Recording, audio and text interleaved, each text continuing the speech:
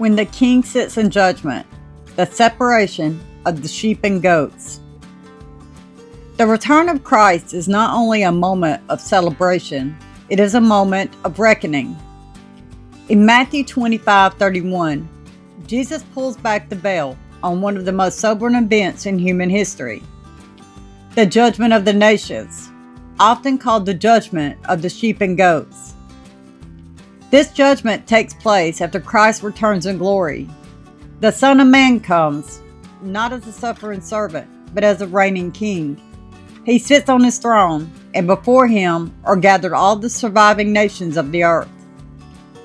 This is not a judgment of individual salvation that has already been settled.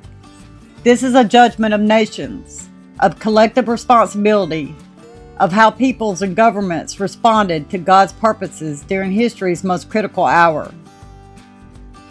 And Jesus tells us plainly, He will separate them from one another, as a shepherd separates the sheep from the goats. The image is deliberate. Sheep and goats may graze together for a time, but they are not the same. Eventually, separation is unavoidable. The standard of judgment is equally clear and deeply confronting. The king judges the nations by how they are treated, the least of these, my brethren. In the context of scripture and prophecy, this refers to God's covenant people, Israel, and all who belong to Him, especially during the time of global upheaval and persecution. Did the nations protect the vulnerable or exploit them? Did they offer refuge or enforce oppression? And did they align with God's purposes or resist them?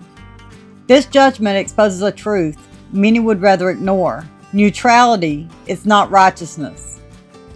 The sheep are those nations that acted with compassion, justice, and humility, often at cost to themselves. They feed the hungry, sheltered the persecuted, and stood with God's people when it was unpopular or dangerous to do so. To them, the king says words history has never heard before. Come, you blessed of my Father, inherit the kingdom prepared for you from the foundation of the world. These nations are not merely spared, they are invited. They enter the Messianic kingdom, become the peoples who remain to populate the millennial reign of Christ. They experience a world governed by righteousness, peace, and truth, under the direct authority of the king.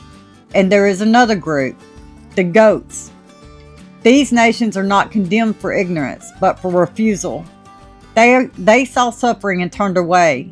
They had opportunity and chose self-preservation. They rejected God's purposes by rejecting His people.